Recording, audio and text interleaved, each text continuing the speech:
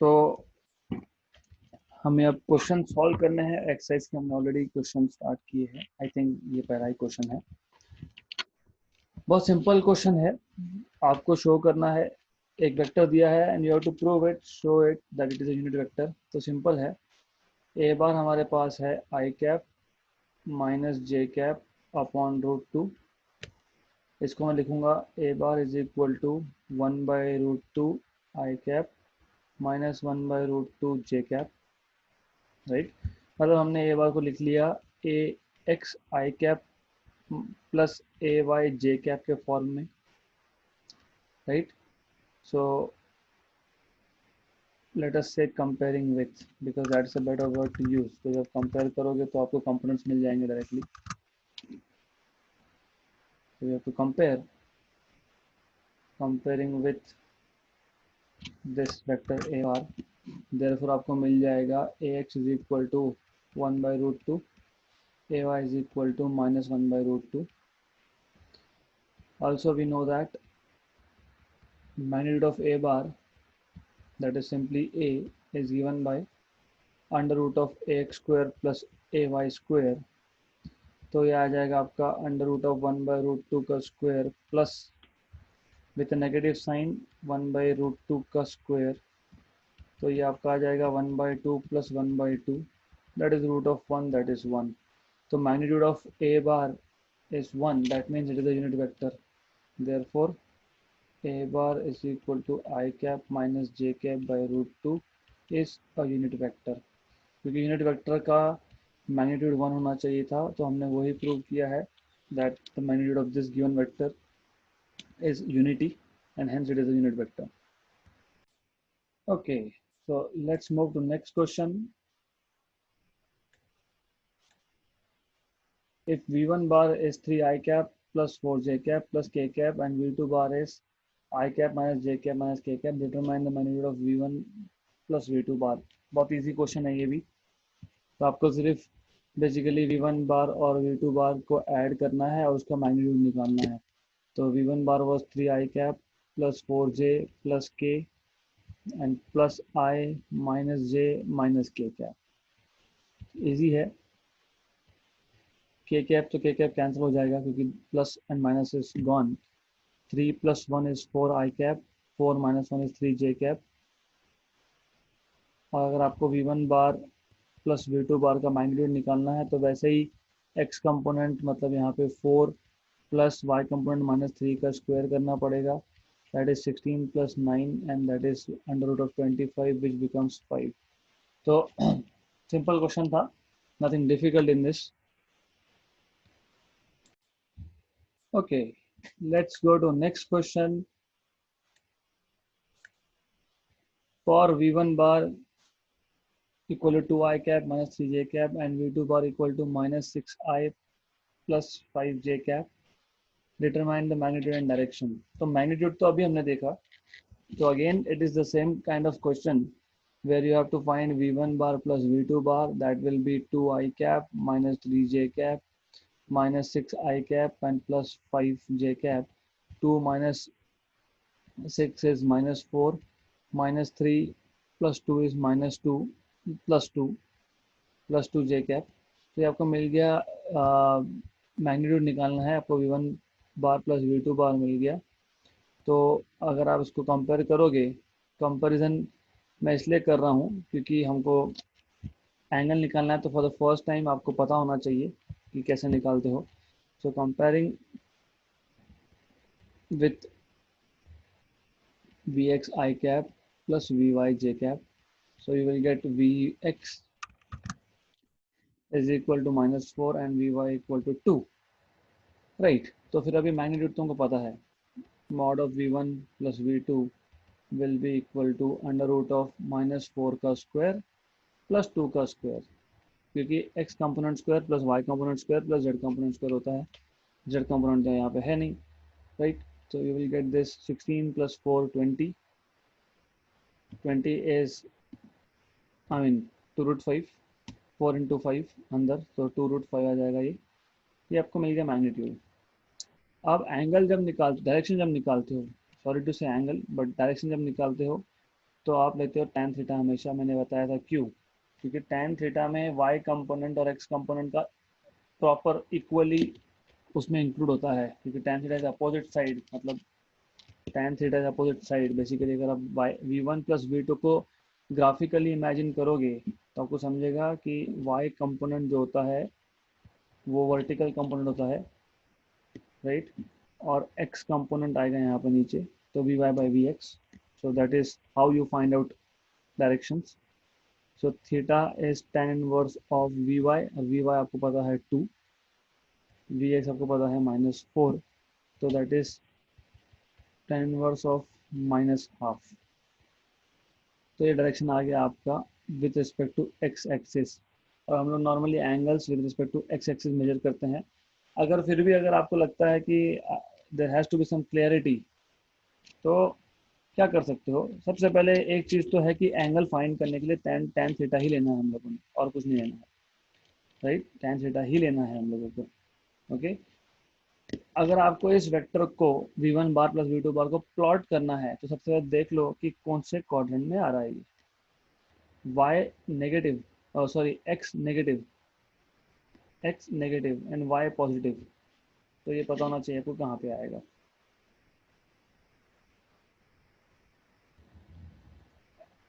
x negative y positive मतलब second quadrant में जाएगा वो, राइट। तो x की वैल्यू -4 समवेयर हियर और y की वैल्यू +2, तो ऐसा वो वेक्टर आएगा। तो जो हमने एंगल फाइंड किया that is this angle theta, right. Okay, तो सिंपल था, सिर्फ डायरेक्शन फाइंड करने के लिए आपको tan थीटा फाइंड करना है, that's all you have to do. तो मैं वापस बता रहा हूँ कि tan थीटा ही क्यों लेना है, क्योंकि अगर आप अच्छे से देखोगे, तो अगर इस डायग्राम में देखोगे तो ये आपका आ गया y कंपोनेंट vy, और ये आपका आ गया x कंपोनेंट vx। तो tan थीटा जब आप लेते हो तो उसमें vy और vx दोनों आता है। यहाँ पे आपको you will not understand properly, क्योंकि यहाँ पे सेकेंड क्वाड्रेंट में एंगल गया, but if you want to talk about simplified version, अगर फर्स्ट क्वाड्रेंट में आपके पास वेक्टर है, ये थीटा है, ये होगा x component of that vector, मान लेते हैं a वेक्टर है तो ए वाई आएगा ये, और ये side that will B A x, otherwise this side will be A x.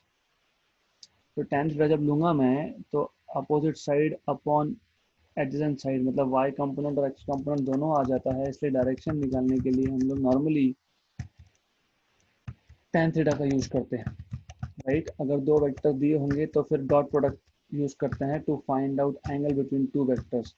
यहाँ पे एक वेक्टर है, एक ही है यहाँ पे, क्योंकि v1 और v2 को ऐड कर दिया मतलब सिंगल वेक्टर बन गया वो।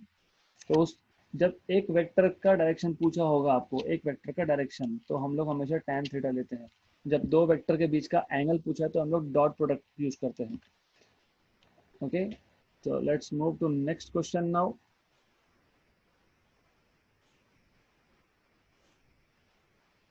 Find a vector which is parallel to, let's give it some name, a bar I cap minus 2 j cap and has a magnitude of 10। Easy है, इसमें अगर आपको याद होगा, आपने जब एक वेक्टर को स्केलर से मल्टीप्लाई किया था, एक वेक्टर को स्केलर से मल्टीप्लाई किया था, मतलब अभी हमारे पास ए वेक्टर है, हमें एक नया वेक्टर चाहिए बी वेक्टर, इसका direction it should be along direction of a, और ए के अलॉन्ग डायरेक्शन कौन देगा, यूनिट वेक्टर। मैंने आपको बताया था कि अगर आपको एक वेक्टर गिवन वेक्टर के सिर्फ डायरेक्शन चाहिए तो आप यूनिट वेक्टर लेते हो, unit vector gives you just direction, right, with magnitude 1। अब हमको बोला है कि एक ऐसा वेक्टर फाइंड करो जो ए बार को पैरेलल हो और मैग्नीट्यूड 10 हो। तो मैं क्या करूँगा, ए बार को पैरेलल हो लेकिन मैग्नीट्यूड 10 हो, ऐसा नहीं बोला 10 times of a bar, right. तो हम क्या करेंगे, एक नया वेक्टर बना लेंगे बी बार, और हम लोग डायरेक्शन यूज करेंगे ए का और मल्टीप्लाई बाय 10 कर देंगे, simple, right. So a new vector which is parallel to A bar and has a magnitude 10 and has a magnitude 10 is given by, let us say, B bar is equal to 10 times of A cap. अभी A cap मतलब unit vector along A हमको पता है mod of A bar upon, sorry not mod of A bar upon mod of A bar, A bar upon mod of A bar. तो किसी भी एक vector को उसी के मैग्नीट्यूड से डिवाइड करना होता है हमको, तो A bar upon magnitude of A bar हमको पता है what is A bar, it is basically I cap minus 2 J cap upon magnitude of A is under root of x component square which is 1 plus y component square which is minus 2. Okay, तो ये आपका आ गया 10 I cap minus 2 J cap upon under root of 5. तो आप इसको multiply कर दोगे दोनों से, तो 10 by root 5 i cap minus 20 by root 5 j cap. So this is a vector in the direction of a bar with a magnitude of 10. तो सिर्फ किया क्या हम लोगों ने, हमने ए बार का डायरेक्शन निकाल लिया, मतलब हमने ए कैप निकाल लिया, उसको हमने 10 से मल्टीप्लाई कर दिया. तो इट वॉज दैट सिंपल, बहुत सिंपल सा क्वेश्चन था. All right, let's go to next question now.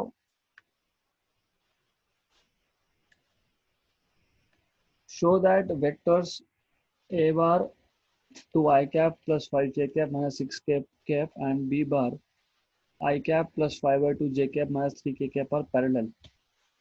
ये क्वेश्चन 2 या 3 अलग अलग मेथड से सॉल्व हो सकता है. कैसे, आपको ऑलरेडी पता है, अभी लास्ट क्वेश्चन में हमने देखा, अगर दो पैरेलल वेक्टर्स है, राइट, तो हम लोग एक वेक्टर को in terms of second vector दिखा सकते हैं, in terms of unit vector along second vector, या तो फिर in term of directly other vector. For example, अगर आपको याद होगा, जब हमने एक वेक्टर को एक स्केलर से मल्टीप्लाई किया था, फॉर एग्जांपल मेरे पास ए बार था, मैं कैप की बात नहीं कर रहा हूँ, मैं सिंपली बोल रहा हूँ एक वेक्टर है ए बार, उसको मैं अगर एक नंबर से स्केलर से मल्टीप्लाई करता हूँ तो मुझे दूसरा वेक्टर मिलता है, राइट. इसका मतलब क्या होता है, ज्योमेट्रिकल मीनिंग क्या होता है इसका, इसका मतलब ये होता है कि ए बार और बी बार दोनों पैरेलल ही है, सिर्फ बी का मैग्नीट्यूड ए से कम या ज़्यादा होगा. कम या ज़्यादा डिपेंड करता है एम पे. If m is greater than 1 तो बी का मैग्नीट्यूड ज़्यादा है, if m is less than 1 तो बी का मैग्नीट्यूड कम है, बट अल्टीमेटली दोनों वेक्टर्स जो है वो पैरेलल है. तो ये पहला मेथड है. तो आपको शो करना पड़ेगा that b bar is some scalar multiple of a bar, या तो other way round, other way round भी हो सकता है. कैसे, तो a bar is equal to 2 i cap plus 5 j cap minus 6 k cap.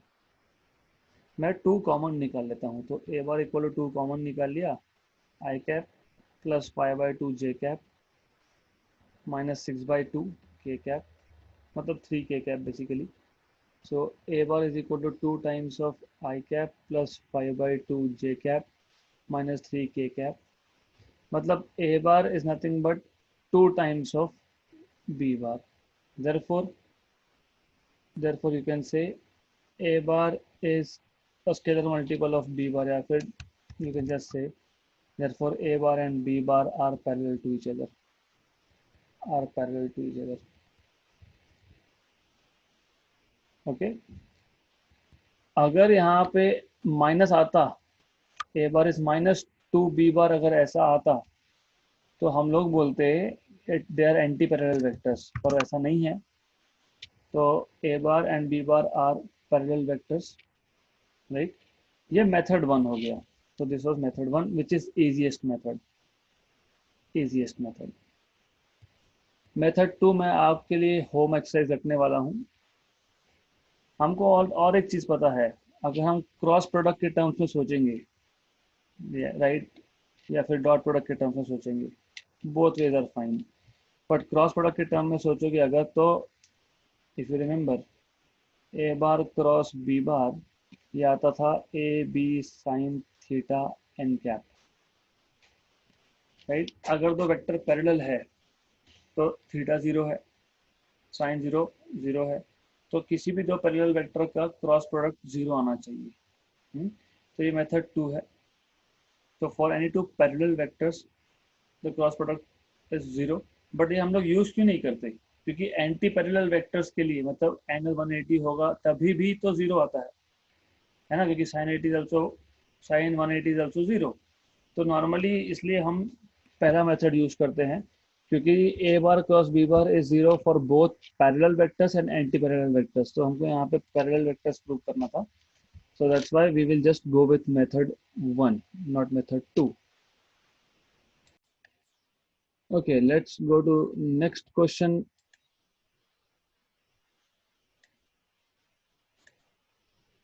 Determine a bar cross b bar given a bar is 2i cap plus 3j cap and 3i cap, b bar is 3i cap plus 5j cap.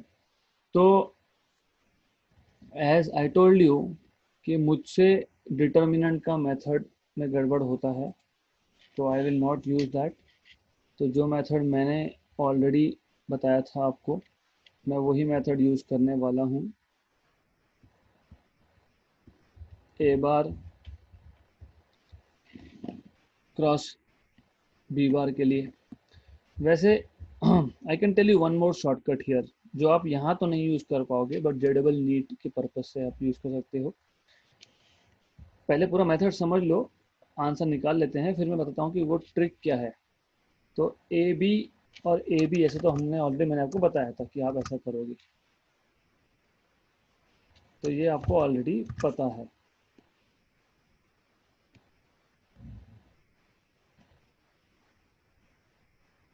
फिर मैंने आपको बताया था अगर आई cap है, मतलब आई cap मतलब x component होता है, तो अंदर वाई जेड होगा।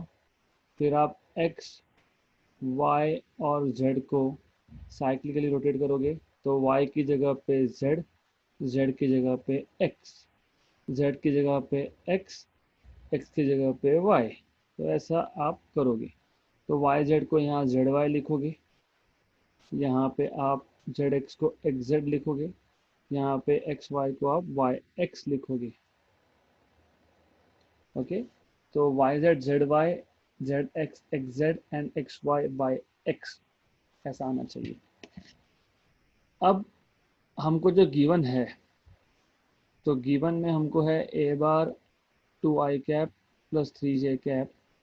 इसका मतलब होता है ए एक्स की वैल्यू 2, ए वाई की value 3। Similarly b bar is 3i cap plus 5j cap, जिसका मतलब होता है बी एक्स की वैल्यू 3 और बी वाई की वैल्यू 5, राइट। इसका मतलब ये होता है कि ए जेड 0 और बी जेड 0। यहाँ पे आपकी ट्रिक आ गई। बेसिकली ट्रिक ये है, ये जो तीन ब्रैकेट हमने लिखे हैं ना आई जे के जो साथ में ब्रैकेट्स है, जहाँ जहाँ पे z है वो 0 होने वाला है ना। क्यों? क्योंकि ए जेड बी जेड 0 है, करेक्ट। क्योंकि ए जेड और बी जेड दोनों 0 है।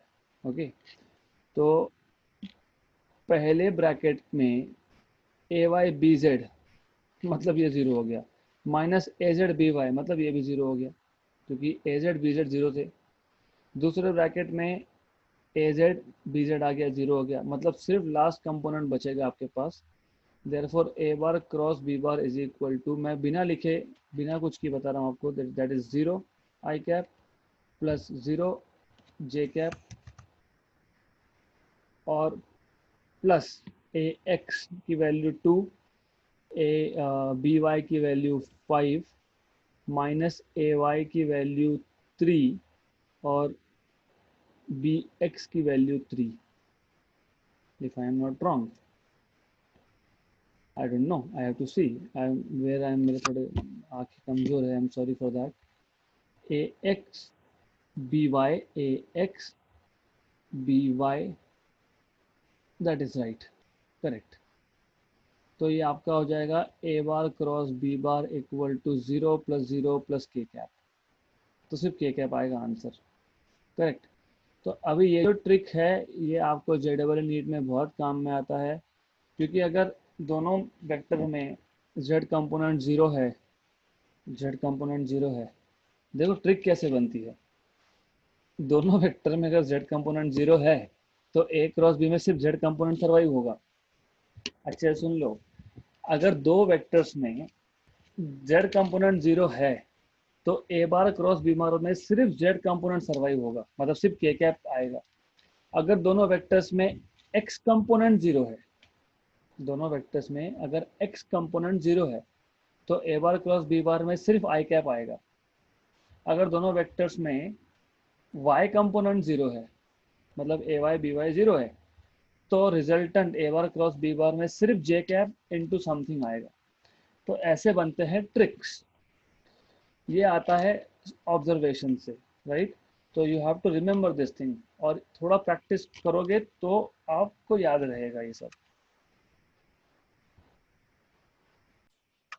ओके, तो मेथड टू डिटर्मिनेंट मेथड, मतलब ये जो है ये डिटर्मिनेंट की फॉर्म में लिख ही सकते हो आप, जो मैंने यहाँ पे सब लिखा है। अगर आप इससे कंफर्टेबल नहीं हो मेथड 1 से, तो आप मेथड 2 की तरफ जा सकते हो।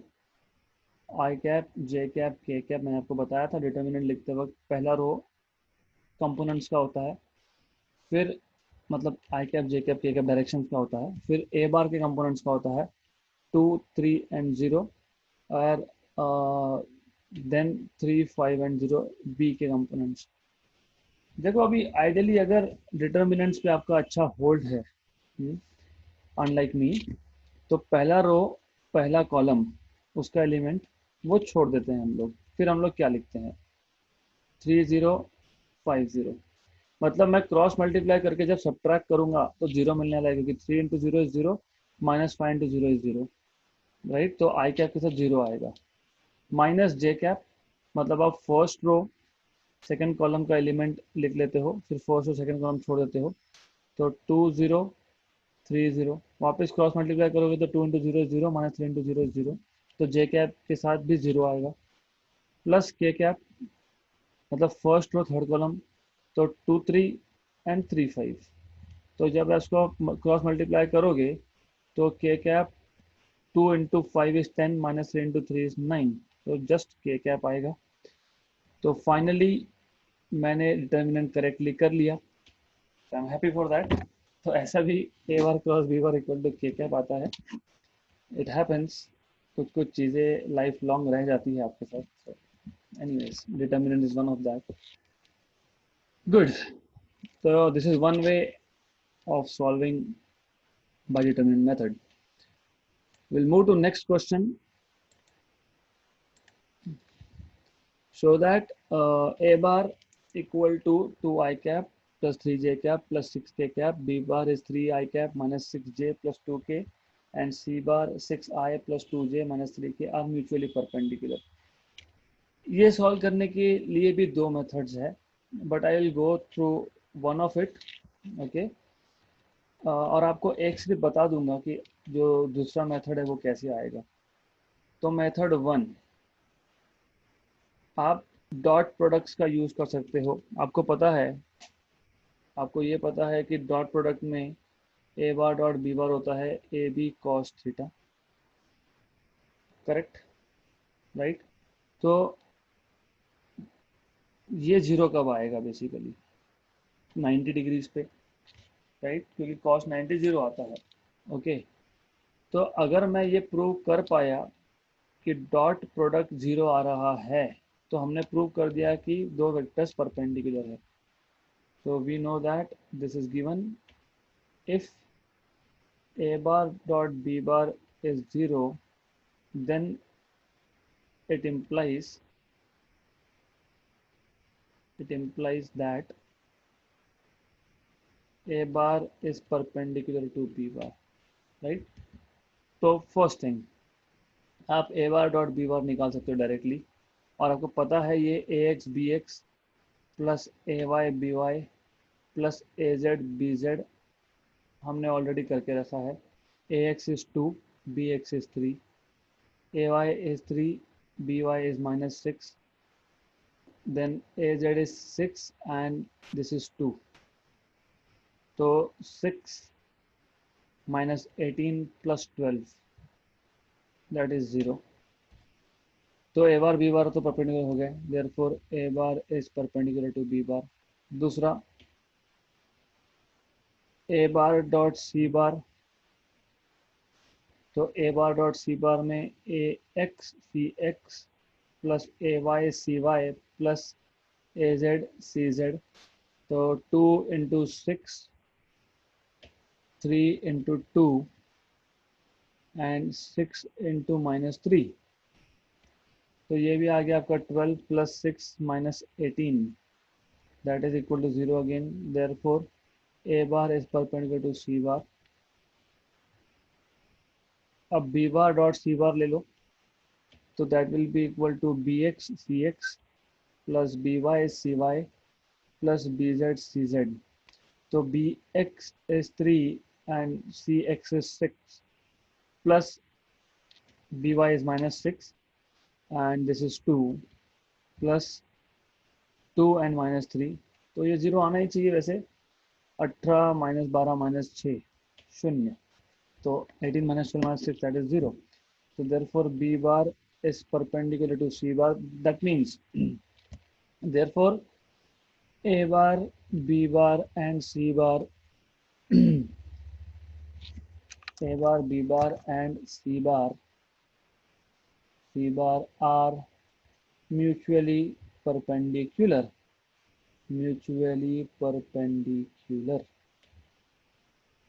ओके। तो ये था आपका method 1। Method 2 is by using cross products, तो वो आपके लिए आज एक ब्रेनस्टॉर्मिंग असाइनमेंट है। आपको ये सोचना है कि क्रॉस प्रोडक्ट यूज करके क्या मैं प्रूव कर सकता हूँ 3 वेक्टर्स परपेंडिकुलर है, can we do that, right. हो सकता है basically, but you have to think over it, तो वो आपको खुद को करना है। Okay, so let's go to next question, and this question is assignment, क्योंकि ये वेक्टर प्रोडक्ट निकालना आपको आता है, तो this is assignment. Let's go to last question. Given v1 bar 5i cap plus 2j cap and v2 bar a I cap minus 6j cap are perpendicular to each other, determine the value of a। अभी हमने देखा, right, if a bar and b bar are perpendicular, then a bar dot b bar is 0, तो a bar dot b bar is ax bx plus a y b y, that is 0, क्योंकि ए Z B Z तो है ही नहीं दोनों में, तो I will not write it down. A x is 5, b x is a y is 2 and this is -6 equal to 0, तो 5a - 12 equal to 0, so 5a is equal to 12, so a is equal to 12/5। तो हो गया आपका ये question solve. तो you have a is equal to 12/5. Okay, so this marks the end of this chapter, and as I said earlier, जो calculus का part remaining है वो मैं एक्स्ट्रा सेशन करके कवर करने वाला हूँ, इंक्लूडिंग एग्जाम्पल्स।